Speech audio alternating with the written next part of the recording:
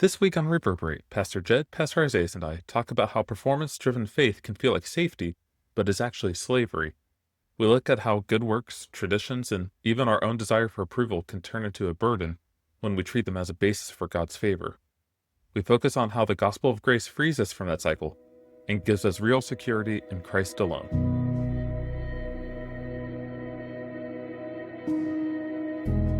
So, Jed, you said something in one of your sermons that stuck out to me. The phrase was adding performance to the gospel is slavery disguised as safety. Could you unpack that a little bit? And how does safety become slavery? Sure. I think in that statement, there's two big points I want to clarify. One is when I say adding performance to the gospel, I think the question is, wait, adding performance for what? Like adding performance to the gospel for what purpose? When people say you can't add anything to the gospel, they don't mean you can't ever know a practice is good and try to follow it. They don't mean you can't say you should do something good or avoid something bad. They mean adding it to the gospel for some specific purpose. That's the problem. So in that case, what I mean is to say, if you're adding performance to the gospel in order to gain God's favor, then you are changing the gospel, because the gospel is a message about grace, unmerited favor. So if you're adding anything to it in order to get God to have a posture towards you of smiling at you, of approving, of any kind of favor in that sense, adding anything to it. So if you were to say, in order to truly be a Christian, you have to do these things that are unrelated to the gospel. Now you've added performance to the gospel to define what a Christian is, or to gain favor or eternal life or something like that. So that's what I mean by adding performance to the gospel. I don't mean that you just say, I trust the gospel and God doesn't care what you do. That's not at all what I mean. I mean in the question of, does God look on me with favor? Does he have approval towards me? Do I have eternal life? Adding any of my performance to the gospel for those purposes, that's specifically what I'm talking about there. So moving on there with that in mind, adding performance to the gospel is slavery disguised as safety. So I'm going to do a couple examples I think will help. One is from Hebrews chapter 2, where it says that since the children share in flesh and blood, Jesus likewise partook of the same things, that through death he might destroy the one who has the power of death, that is, the devil, and deliver all those who through fear of death were subject to lifelong slavery. So there's a connection there between fear of death and slavery. They had a fear of death, so they had certain kind of slavery. So if I were to say, what's the opposite of fear of death? What do you want? Why do you have that fear? You want safety. So that's one of the reasons I connect safety with slavery. Would be, it's a similar connection to what he's doing there. If you say, here's what I have to do in order to find life, I'm striving for safety in that sense. And then whatever it is that I think is going to give me life, I have to keep doing it. I'm enslaved to it. To give maybe a silly example, a physical side example, if you became convinced that you had to take a certain pill every day or you would die, then it is your desire for safety to continue your physical life that enslaves you to day after day after day after day keep that pill. If you were to say, I have to have the approval of the people around me, that's what makes my soul safe, then you have to keep pursuing that approval day after day after day after day. You're enslaved to it. If you say, I have to have money for my soul to be safe, then you have to get money day after day after day. You have to have, at least in the long run, you're enslaved to having it. So safety, whatever gives your soul that rest, will become slavery if you say, this is what I must have. Their example in Galatians, you have the false teachers are saying, you have to keep the Mosaic law. Specifically circumcision or dietary laws, those are the two things mentioned, but you have to keep the Mosaic law here in order to be safe, in order to say, I can have confidence in my salvation or have your salvation at all. And one of those two is what they're doing. So I have to keep the Mosaic law, then I'm enslaved to it day after day after day. I have to perform in this certain way. So I think that's the connection I was trying to make, is to say, if you add anything about what you do to the gospel in order to gain God's favor towards you, then it feels like safety. I'm pursuing something I can control, because that's often what we think of. What's safe is what I control. So it feels like safety because I can perform in this way and know this is what will happen. But it's actually slavery because I have to perform in that way to have the approval or the favor of God. I'm struck by that thought because it becomes really deceptive and you're blind to your slavery, because if you're in a very strict totalitarian regime where you have no freedoms, no rights, if you trust that regime, you feel safe and you don't even realize that you are enslaved. That's right. And I think that it is blinding. We think I'm just trying to do good works so that God will approve of me, so he'll have favor towards me.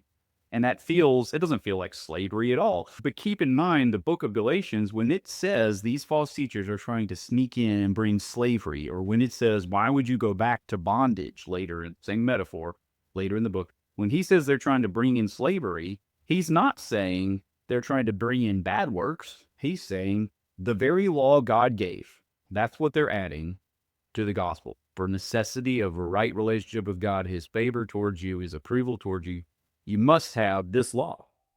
They're adding something completely good. God gave it, but it's actually slavery. They're blinded to the fact that now it's bondage. You're under the burden, the bondage of the law.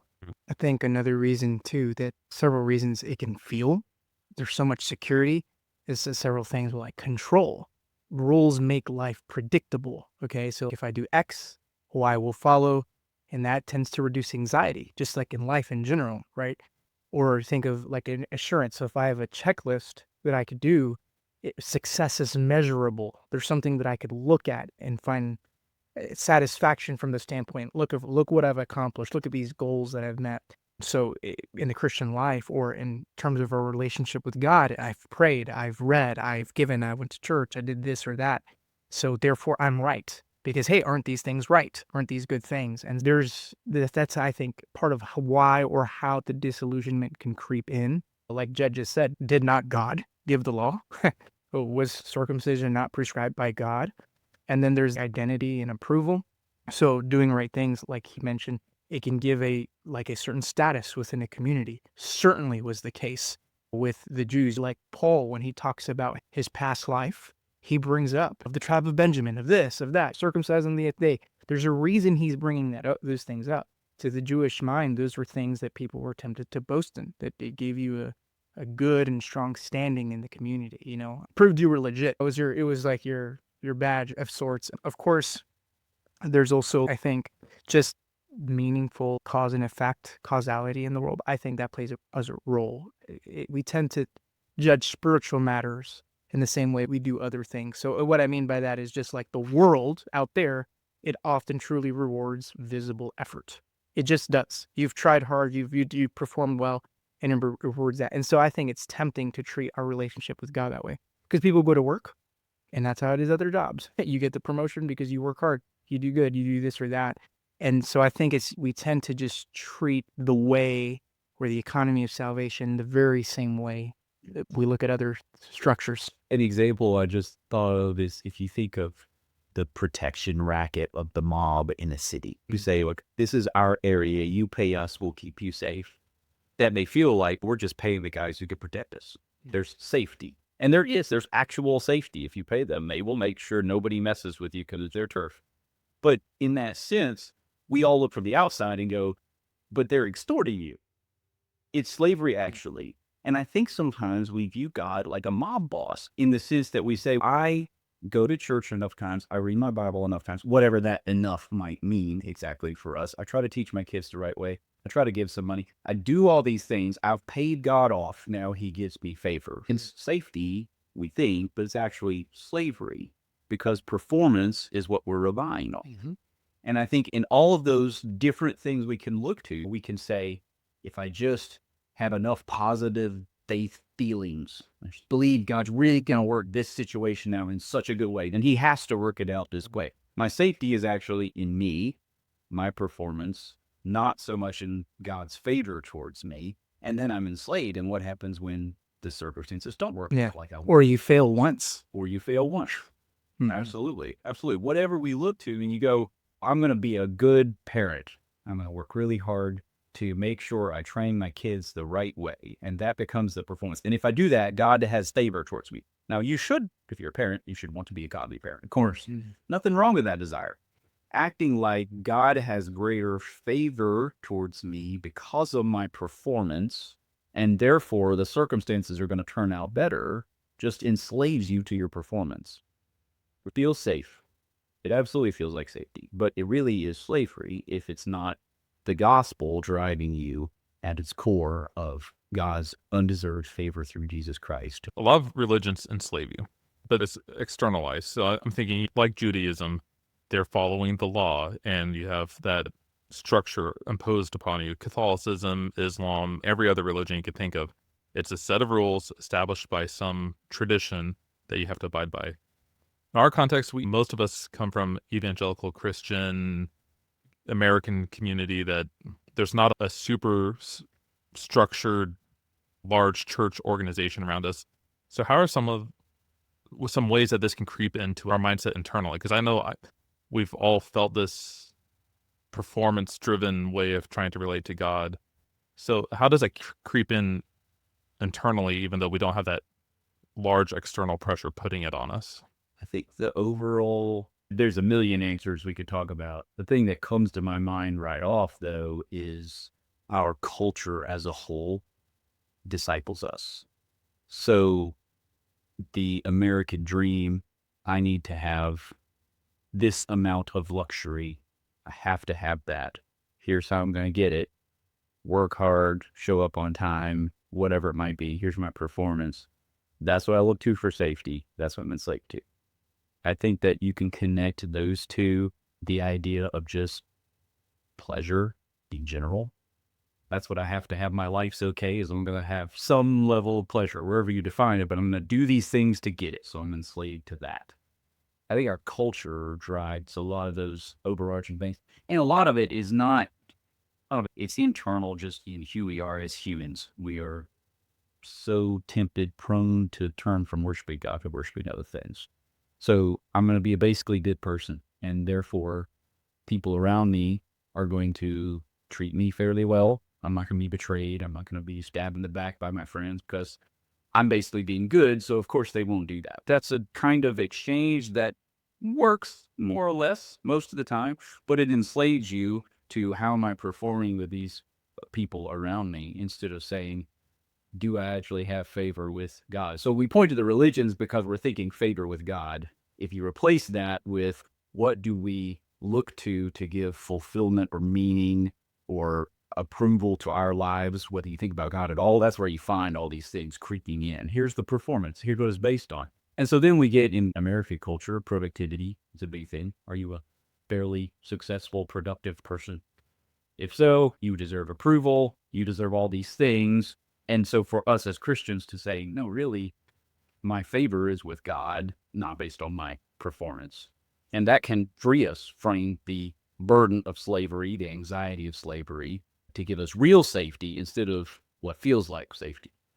I think one of the connections that most immediately comes to my mind is a psychological one. So I think as Christians, we are told, and it's true, that the gospel helps deal with our shame, and fears. But you know what else does? Looking at your life and saying, I don't have to be guilty of this because I didn't do it. You see what I'm saying? Or I don't have to be ashamed of the thing I didn't do, or I did well, I performed well. So I think there's a psychological connection that creeps into the kind of equation as to why Christians can tend to entertain legalism or this approach that's not centered on the gospel of dealing with our sin and our standing with God. Because even though we believe in grace, one of the things that it does is it heals us at the deepest levels of our soul, like the wounds of our souls, feelings and burdens that we've carried around for a long time. And I think that we can be tempted to substitute the fuller peace and rest of soul that is offered in the gospel for well, I had a good week.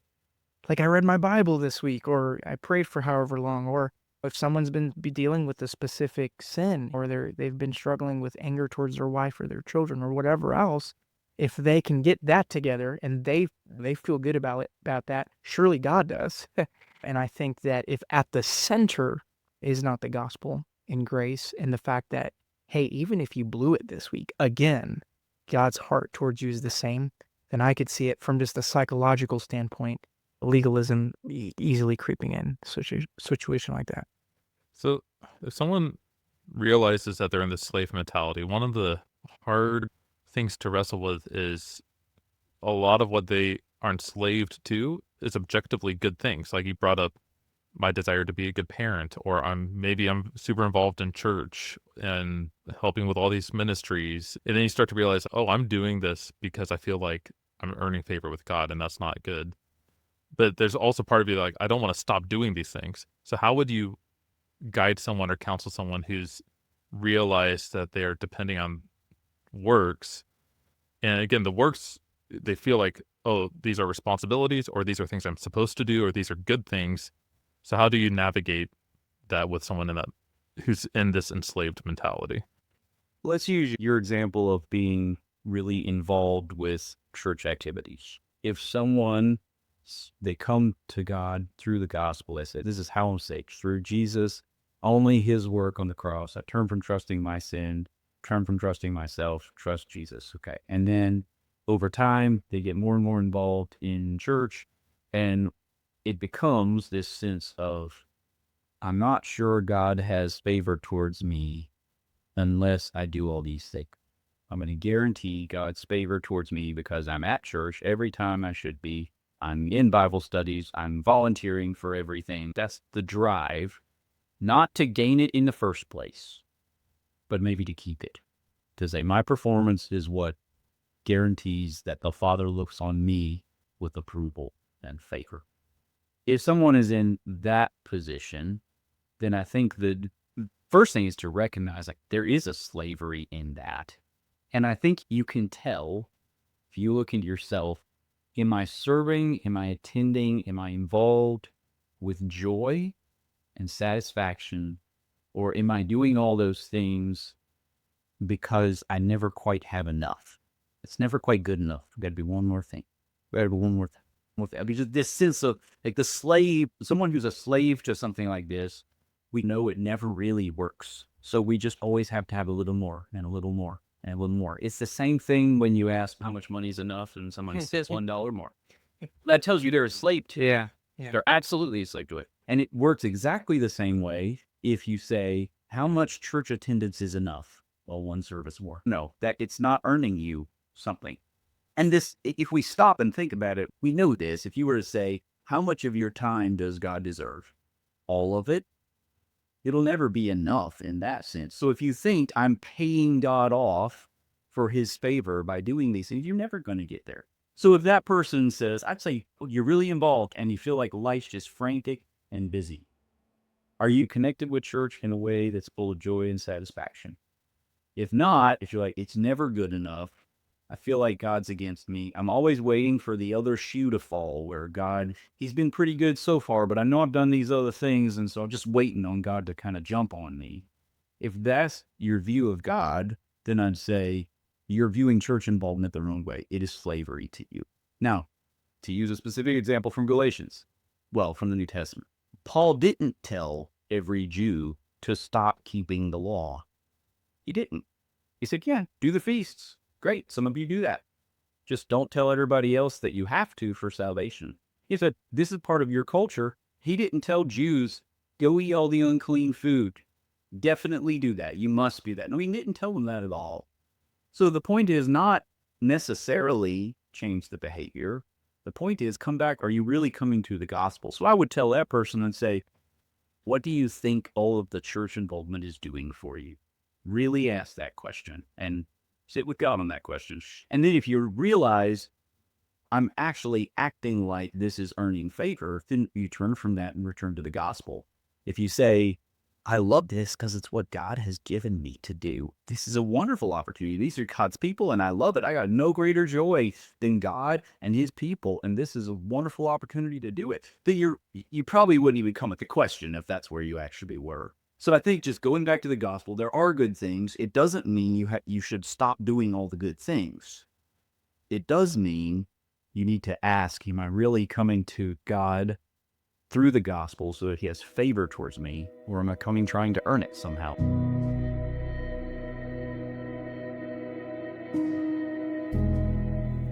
Thank you for listening. Next time, we'll keep building on this conversation by asking, how our freedom in Christ plays out in the community? How does living freely in the gospel contrast with Paul's warning about causing others to stumble? And when does care for others turn into law-keeping instead of grace? We hope you'll listen then.